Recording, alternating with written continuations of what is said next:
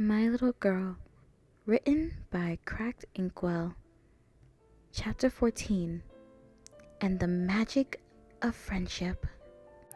The first thing Lauren saw when she entered the Sparkle home was a wall of photographs. Just by looking at them, she wondered if Twilight Velvet really isn't the same Twilight she knew from the show. For one, a huge giveaway is that in all the photos, not a single one contained Ember, Twilight's filly who wanted to fly despite not being a Pegasus. In one of the photos, however, beside the younger purple Twilight, was a white unicorn with a blue mane. A closer look and she found that some of the photographs showed the white unicorn had become a guard in a series of armors. She also saw that in some of the pictures that he seemed to be really close to his sister. Our wall of memories, Velvet said, smiling at what Lauren was looking at. We're very proud of both of our children, as you can see. That there is our shining armor. She pointed to the white unicorn in a particular photograph where it is shown he is in a red uniform alongside with a pink mare. Who's the other one? Lauren asked, pointing to the other mare in the photo. That's his wife, Princess Cadence. You know, we should have seen it coming a mile away. Why's that? Before Velvet could answer, they heard a whistle coming from the other room. Velvet excused herself to get the tea. Cadence was my babysitter, Twilight explained where her mother left off. You had a princess for a babysitter? Lauren exclaimed in astonishment. Well, yeah, Twilight said sheepishly. After all, when it came to bedtime, she was a master at reading out bedtime stories to me when I was a filly. In a way, she was my first real friend before I came across Princess Celestia. Hey Twilight, you want to tell her about the time you got your cutie mark? Applejack asked. After all, with someone like Lauren, do you think she might be interested in your telling? It's an oddball of a story, I'll give you that, Twilight's dad said, also adding, the name's Nightlight, by the way. He offered a hoof over to Lauren. She bent down a little to shake it. Lauren asked what he did.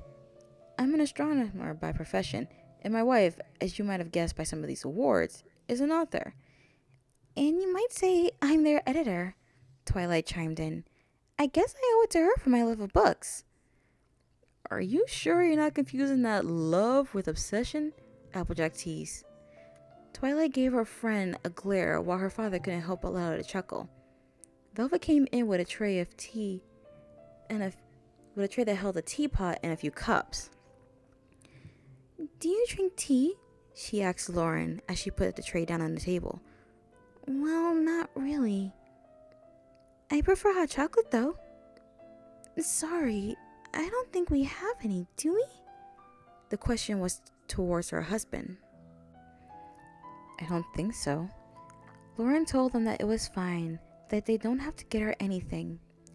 Twilight soon retold them the tale of how when she was very young, she longed to be accepted at Celestia's school for gifted unicorns, of the night she studied away at whatever books about magic she could get her hooves on, to the day when she explained the requirement of getting in, which was to hatch a dragon egg.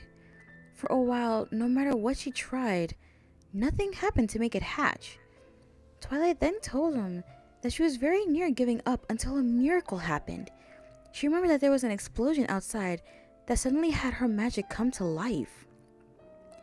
Not only did it hatch the dragon egg, but it made a lot of interesting things happen, as well as turn her parents into pie cacti. But it was during this power surge that the greatest miracle of all happened. Princess Celestia herself showed up and not only have restored things to order, but she was made right there on the spot her personal student.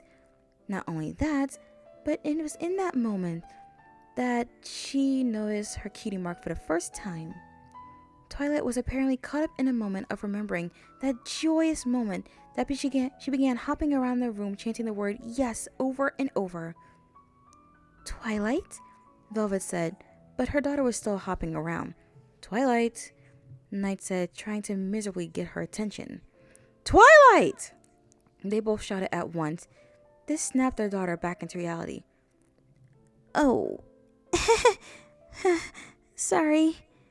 Twilight embarrassingly apologized. Lauren couldn't help but laugh a little. Gotta say, Twi, y'all looked as happy as apple bloom on a hearth-warming morning, Applejack commented.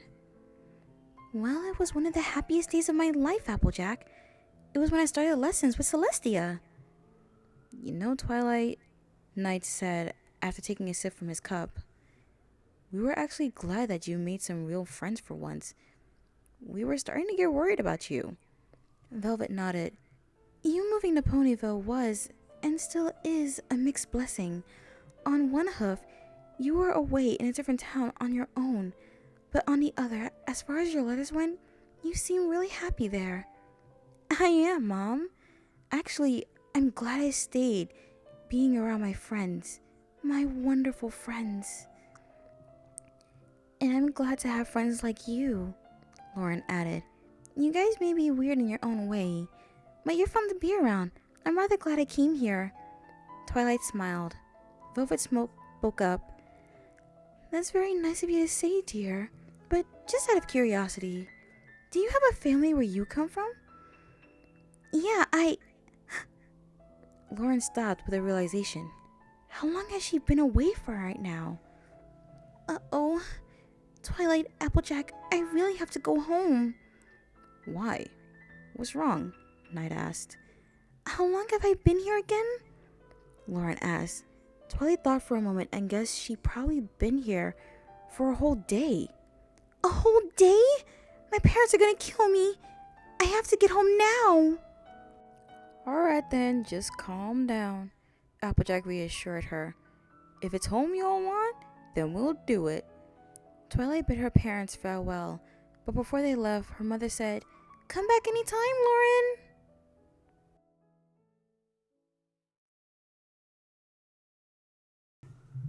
This was chapter 14 to My Little Girl, written by Cracked Inkwell. Alright, so I guess time is of the essence now. It's now settled on Lauren that she's been gone from home a little too long. I mean, she did come to Equestria, where in her world it was the middle of the night. So maybe by the time she gets back, it'll be daytime. Maybe in the middle of the day, and her parents may have reported her missing. That would be her parents' worst nightmare, to find that their child is gone. I almost dread what might happen if she comes back and just simply is sitting there in her room where her parents might have checked her dozens of times and she wasn't there. She might get in trouble, but then again, her parents might hug her tightly, full of relief that their baby girl is unharmed. Well, we'll see in the next chapter. It's the last one. It's a little sad knowing that the story has come to an end, but all good things must come to an end eventually, every pony. I'm happy that you've all supported me during this reading and kept tuning in whenever I posted new content. I hope to do more readings like this eventually in the future. Or start reading my own stuff too. In fact, maybe the next reading I'll do is something of my own. I am Lotus Moon, and I wish you all a good morning, afternoon, evening, or night wherever you are, every pony. Good night. Sweet dreams.